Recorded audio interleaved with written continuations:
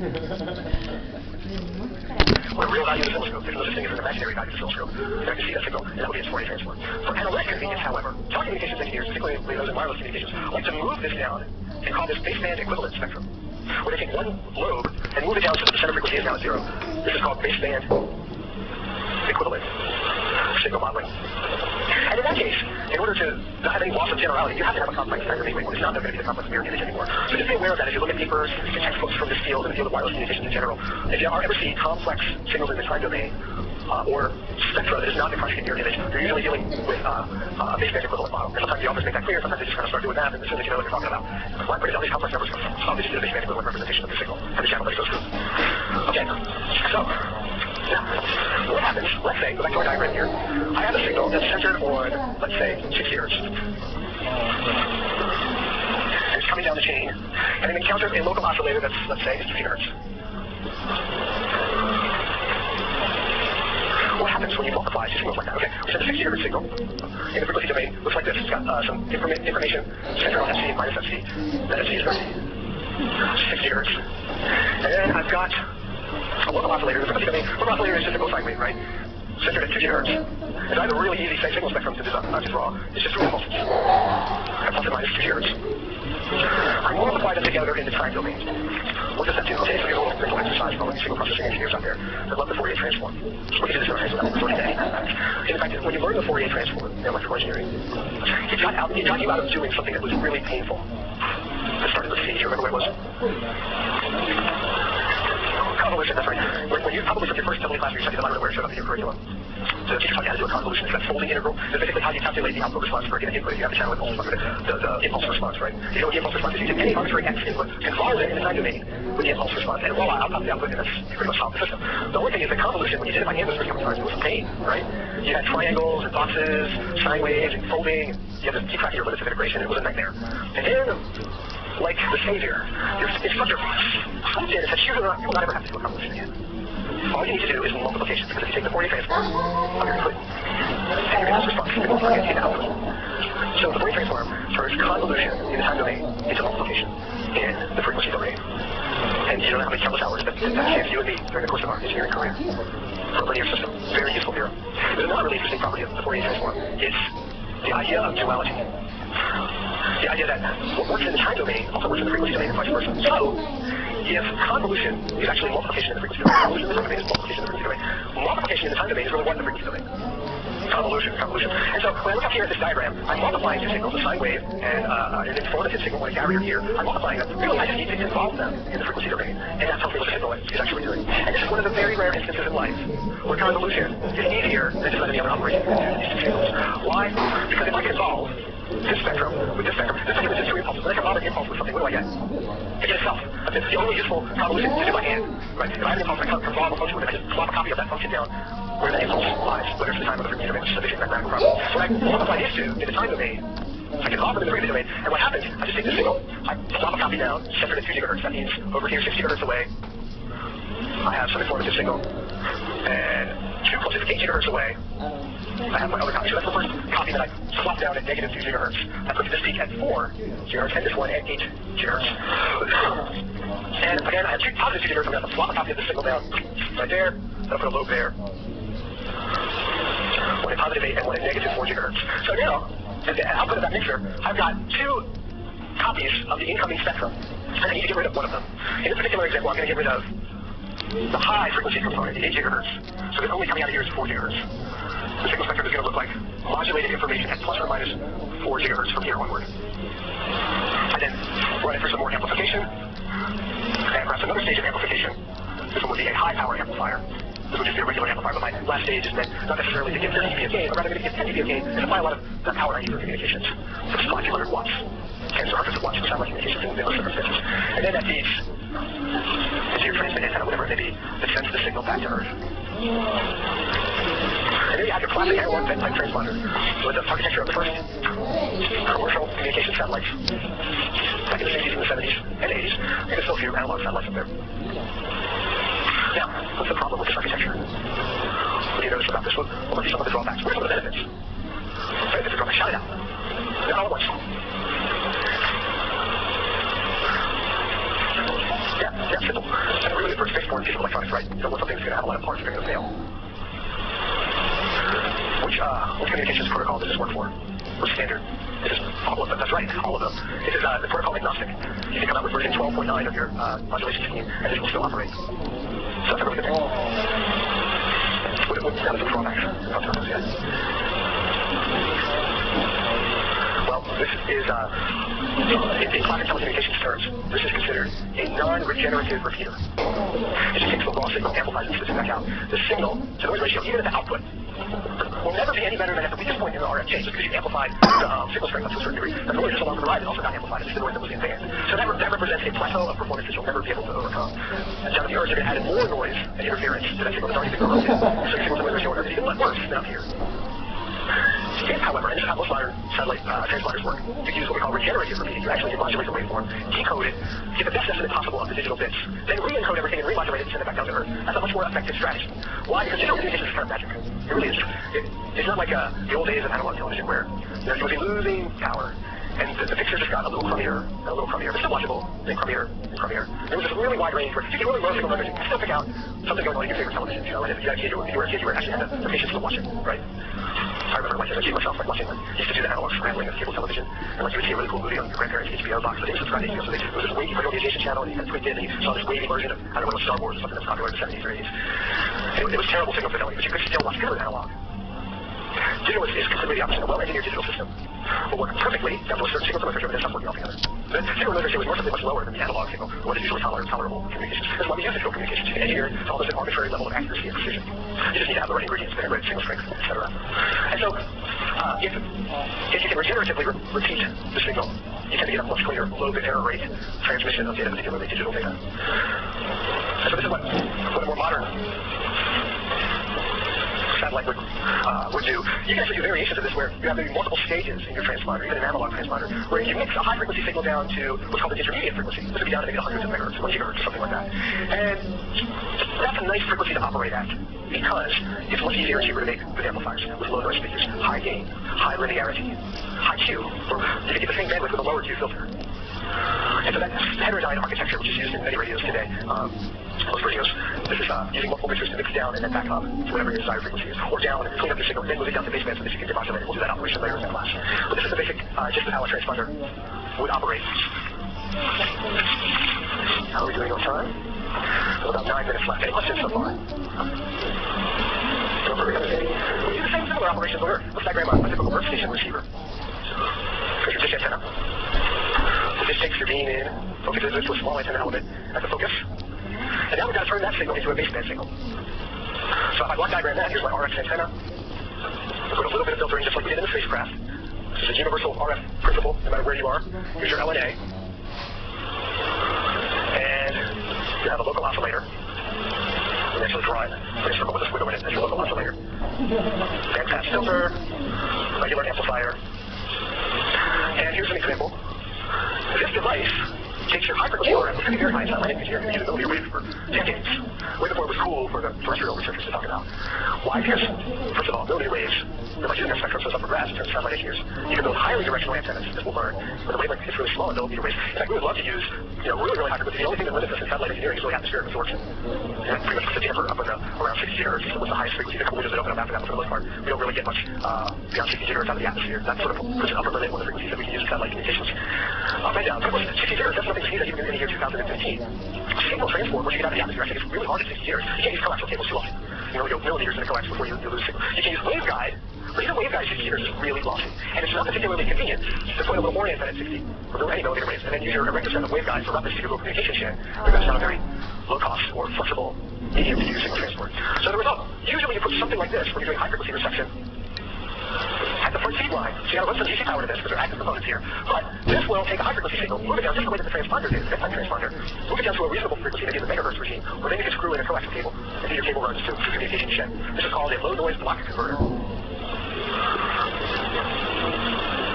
So that's just LNB, or low noise block to those practicing satellite engineers. They never usually talk about a low noise block in LNB, that's what they're talking about. Okay. I'm going to leave it at that. Let's end of our astrodynamics and spacecraft subsystems series of lectures.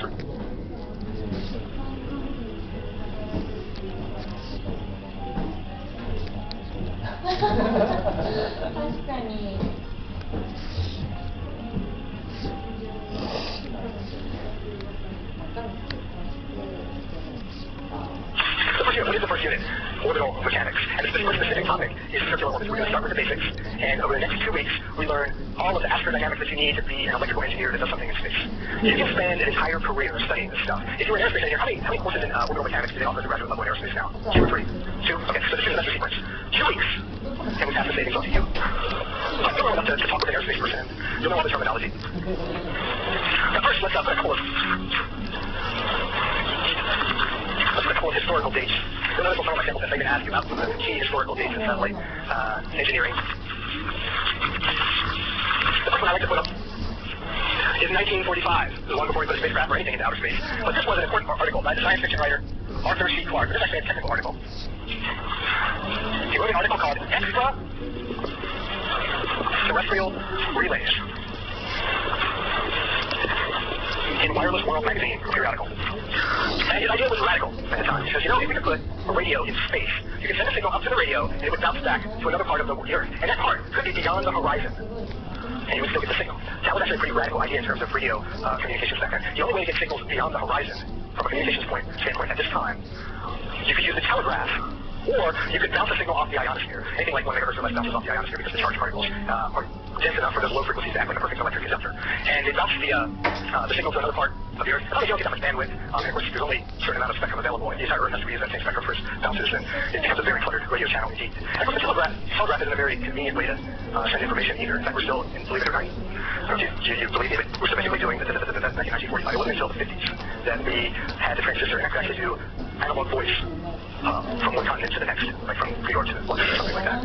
The first telegraph, the kind of telegraph, was deployed in the 1860s, because that's when they laid the cable. And it took until the 50s, because it was really a way to regenerate the analog signal reliably under the sea. You can do it with tubes, right? You can't exactly change the tubes out if they burn out at the bottom of the ocean. And so, those options were very limited back then. So this was a radical technology for sending signals beyond the horizon. And we use satellites for a lot of different things nowadays as well. We use them for surveying, use them for geolocation, navigation systems. But this was the captivating application that began the race for space. And this was a big problem back then. The U.S. was funding a lot of research around this time to use things like moon-bound communications. So we wanted to spy on the Russians, right? So how do we do that without satellite? We use the natural Earth satellite to do it. If the moon is in the right spot, the signal goes up, bounces up, and it comes back down. But there's a lot of problems with detecting signals that way. That was interesting. Now, then what happened in 1957? Anyone? Almost 60 years ago. First satellite was called Sputnik.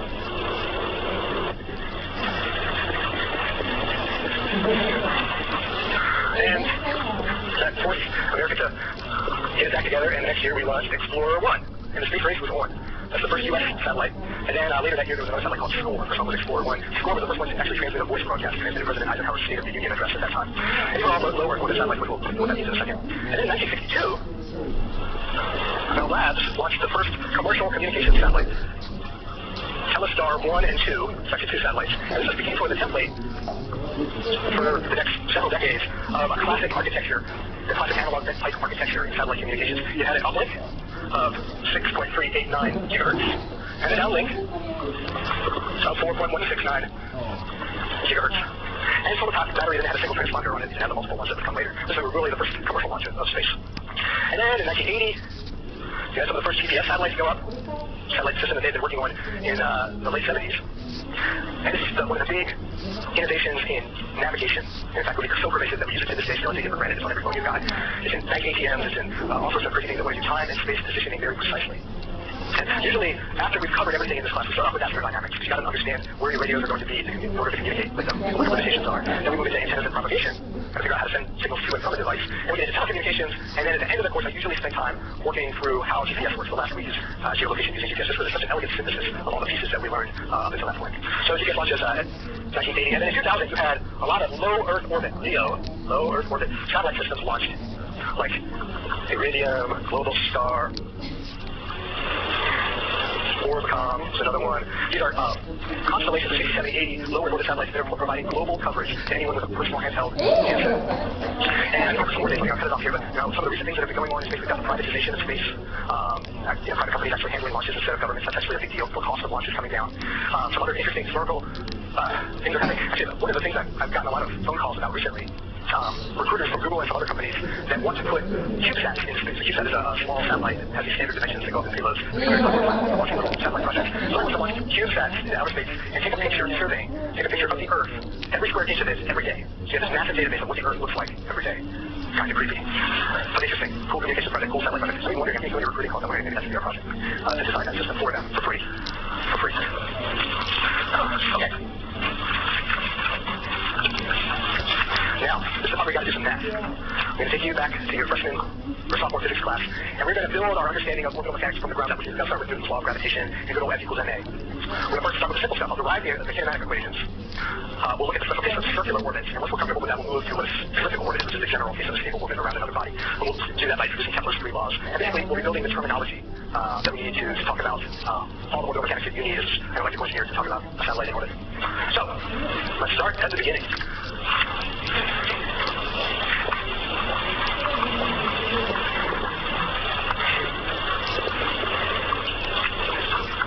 Okay. In Newtonian gravitation, I've got two masses always. Use mass 1 and mass 2. And they're separated by a distance r, or the separation distance. And if these have masses, they are going to mutually attract one another. There's going to be a force on object 1 due to mass number 2, and a force on 2 due to mass number 1. And they're going to be equal in magnitude, opposite in the direction. Their magnitudes, F2, S21 is equal to F12. And the formula for this, if you remember from physics, is G, M1, M2, the product of the masses, times this magic gravitational constant, which is 6.672 times 10 to the negative 11th, and that's units of Newton meters squared per kilogram squared. And then divided by r squared. This is 1 over r squared law, like some of the other field equations in physics. So, that's how we start. Now, Newton also came up with some pretty sharp things to say about the motion of objects.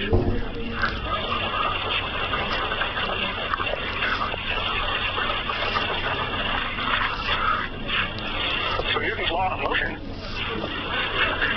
one of the bedrock concepts in physics, F equals ma, force is equal to a mass times an acceleration.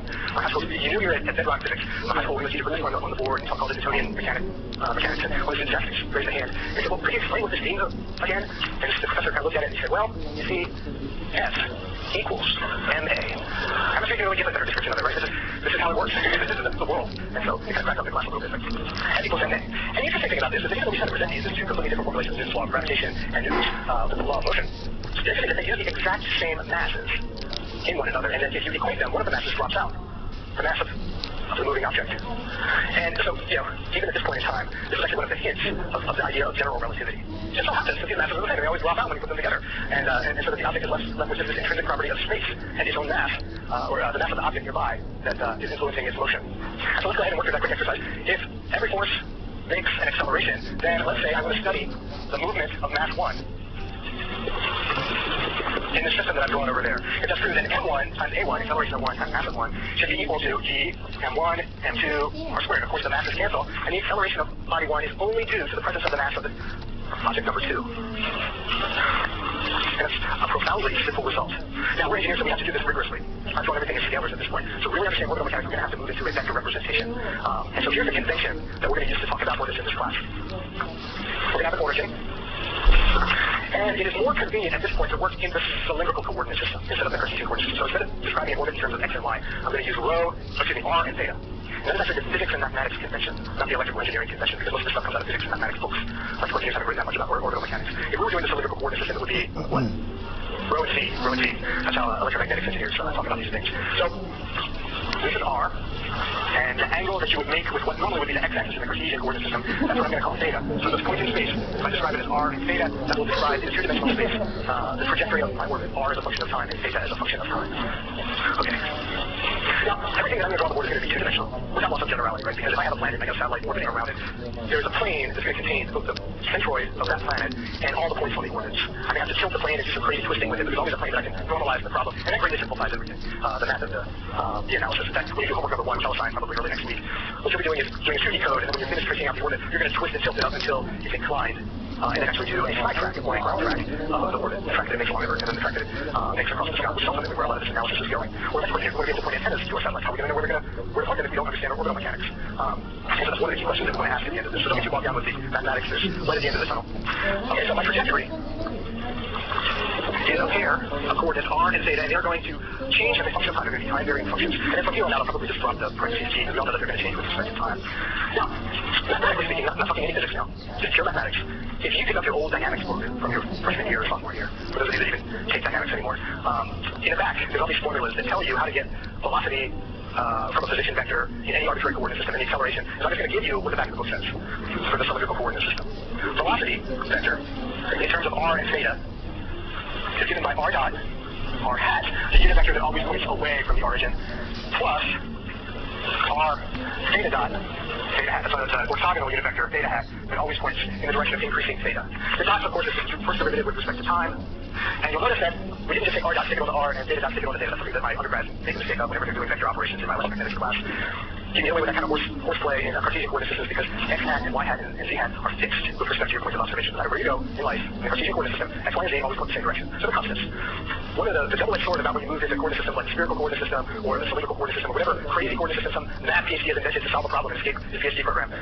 Those coordinate systems are formulated in a way to simplify some geometrical aspects. They often complicate other aspects. It was always complicate taking derivatives because if I take the derivative of r on the r hat and theta here, these r's and thetas change depending on my points of observation, so I can't just take the derivative. It's not even dimensionally correct. Like theta dot is radians per second. I need something that has units of meters per second in order to be a bona fide velocity. And so that's why I gotta multiply those two things.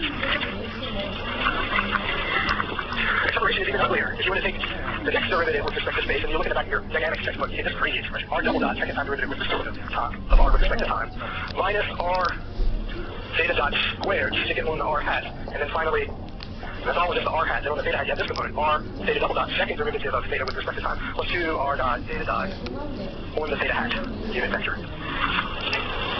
Okay, so that's it. I don't think I made any boo-boos. Now, how do we use this to figure out what the order should be? Okay, so going back over here, let's make a more formal treatment. My acceleration vector is going to be equal to minus gmt over r squared, stick it on the r hat, plus 0 theta hat. How did I get this? Okay, first of all, we're going to leave the textbook physics world and enter into satellite communications. Where am I orbiting? Planets, usually. I just call this n sub p. That's going to be the mass of the second object. Now it's the mass of the planet exerting gravitational forces on the spacecraft. There's going to be something in constant r squared. Minus, it always points towards the origin. We are going to place our planet at the origin. The center point of the planet is at the origin. And I have an r and a theta that traces out a trajectory around there, and it has to follow this equation.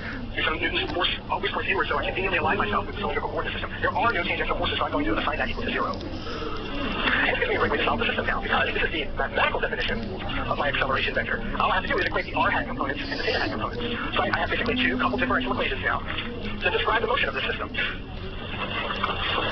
We have r double dot minus theta dot squared equals minus GFP r squared, that's equation number 1, and then finally r theta double dot, 2r dot, theta dot. The sum of those is equal to 0.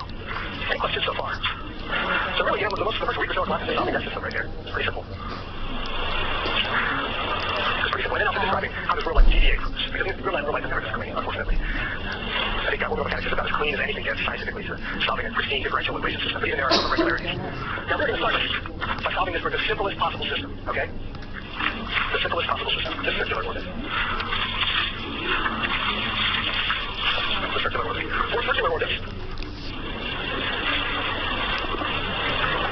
we have one beautiful condition. R is equal to a constant. A satellite in the circular orbit always stays the exact same distance from the centroid of the planet. And R, with this really simplifying assumption, if we are to have a circular orbit, then we can derive some pretty simple conditions for what that orbit has to satisfy based on this dynamic set of equations.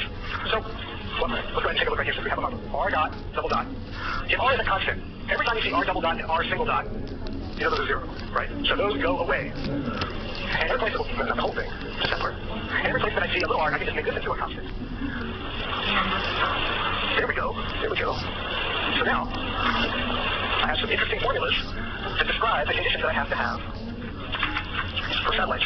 First thing, there is no angular acceleration. V theta, which is the theta component of velocity, this is from the second equation that theta double dot is equal to 0. Divided through by r, theta double dot is equal to 0. So there's no acceleration. The angular sweep must always be constant for a circular orbit. We can get what that angular sweep is from the top equation. I divide through by r, take away the negative signs, and take the square root. That gives me r theta double dot. When I plug in that top equation for theta double dot, that gives me the square root GMP over R. One of the most valuable equations you'll learn in this class. Velocity of a orbiting spacecraft is equal to the square root of the gravitational constant times the mass of the planet divided by the distance away from the planet. And so there's an inverse relationship. The farther you move the satellite away from the planet, the slower it travels to remain in the stable circular orbit. So it travels slower, and it has a longer diameter around the circle to travel, which means once you get to as you go out further and further, you really slow down what we call the orbital period, the time it takes the spacecraft or satellite to make an entire sweep in orbit. So we have to try and think about them. We'll mention this when we get to my favorite calculation in the class, which is coming up in a few minutes. Let's write an expression for orbital period because it'll help us out later. Orbital period. How long does it take a spacecraft to make one revolution in a circular orbit? T, we always get the value T. It's the orbital circumference. So basically 2 pi r. Divided by orbital speed. Which we have here. This is an expression. So if I plug those in, I get 2 pi r to the 3 halves divided by the square root of GMT. So you see that as I move farther, there's a more than linear dependence with the distance away from the planet in the orbital period. The only way to speed it up is to orbit around something that has more mass. That's why we go to Jupiter and do a science mission, the orbiting spacecraft. To orbit around that massive planet very quickly, much quicker than it would be on Earth or one of the other planets. Now, I should mention this point too. I always work these problems in terms of Newton's gravitational constant and the mass of the planet. However, as sort of a legacy from the 1700s or whatever, there are a lot of people that record orbital information in terms of mu, which is called Kepler's constant.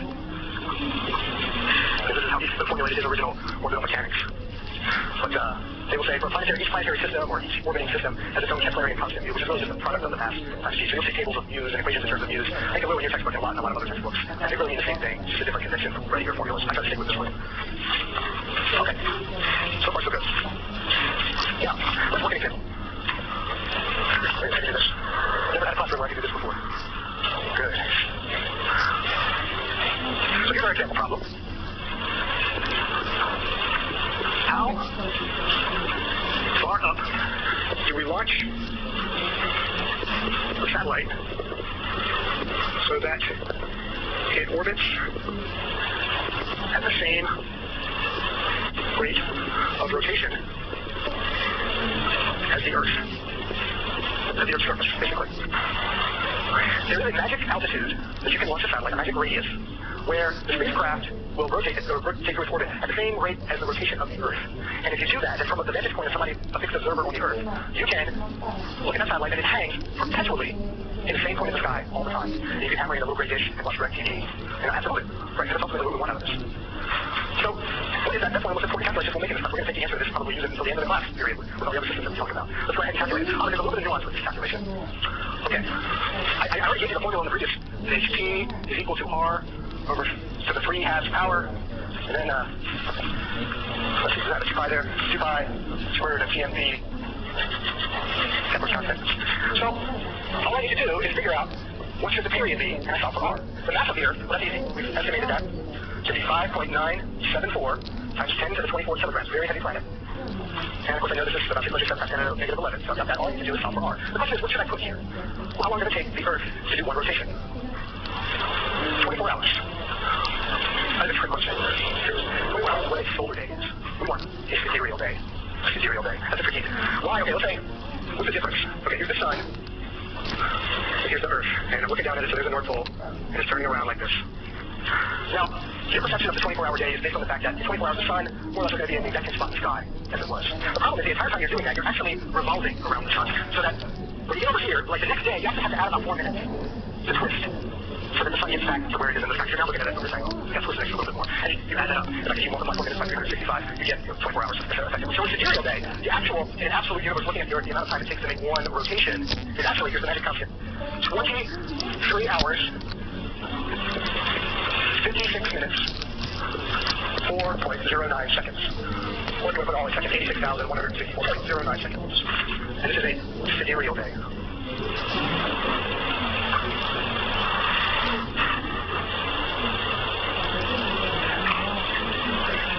Okay, any questions so far?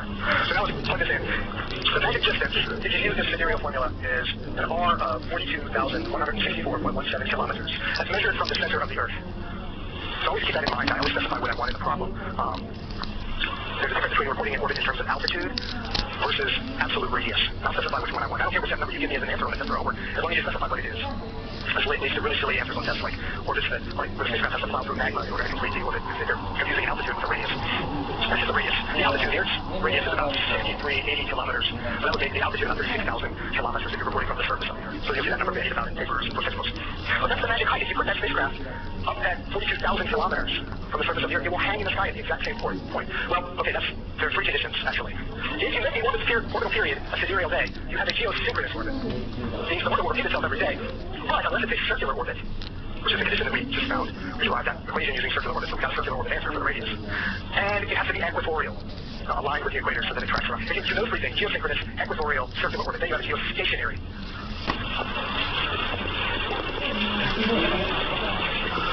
Earth orbit. And that's three conditions. The orbit has to be circular, geosynchronous, one sidereal day, and it must be equatorial. It cannot be inclined. There are actually a lot of orbits that are geosynchronous, but not the other two. Or maybe geosynchronous is circular, but not necessarily equatorial. They would not be geostationary. They would trace out a path in the sky or beyond the horizon during the course of the day. It would repeat itself every day, but would not be fixed. Why we want to do that? Why we want to do that in a couple lectures? There's actually a lot of degrees of freedom and interesting design parameters for this type of satellite systems. Okay. Now, that number, that magic number of 42,000 kilometers, gives us a really nice taxonomy. We're talking about spacecraft that orbit the Earth. So let's say I've got the Earth down here. I'm looking out down from space. Here's my Earth. We have these demarcations, largely based on this number.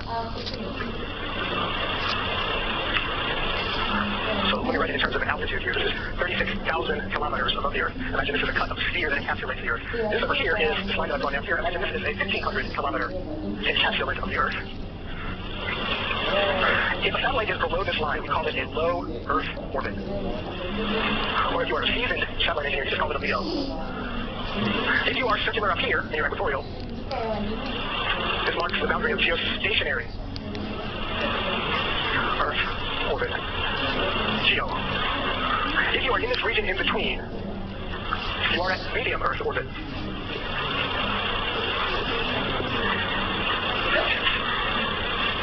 And if you are beyond this, we call this high Earth orbit.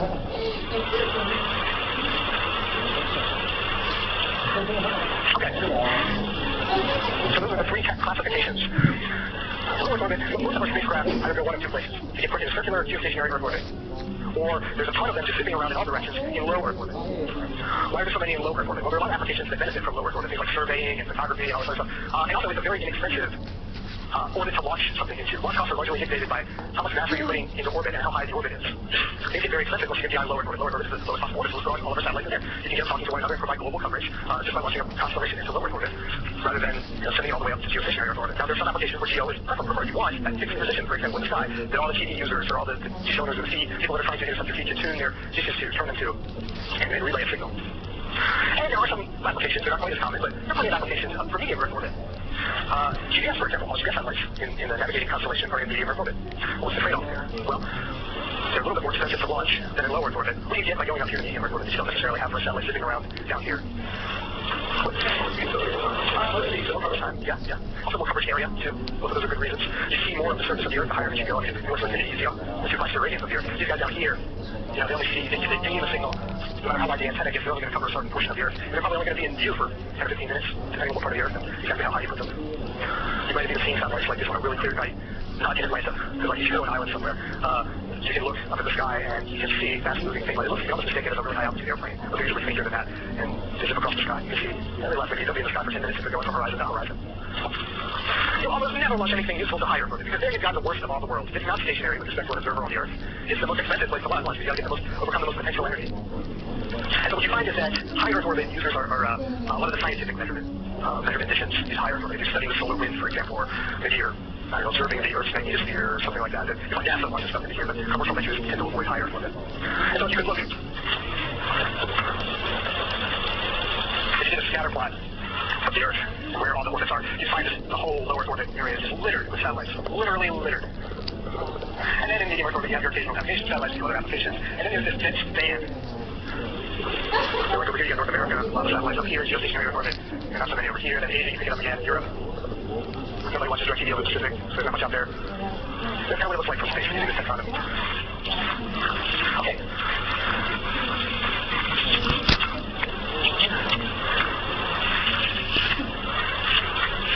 Any questions so far? Perfect understanding? Oh, yeah. So a geosynchronous orbit, questions to explain what a geosynchronous orbit exactly is. If any orbit, circular or otherwise, equatorial or otherwise, that has a period, any orbit about the Earth, that has a period of 1 sidereal day, 23 hours and 56 minutes. As long as you satisfy that, it doesn't matter what the shape of the orbit is, it's geosynchronous orbit, because it will repeat itself exactly 1 sidereal day. The sky track, if you imagine it this way, the sky track, you can see the satellite at all times, and as it increases out in the sky, always closes in on itself. If it was not geosynchronous, it would do its thing, and then the next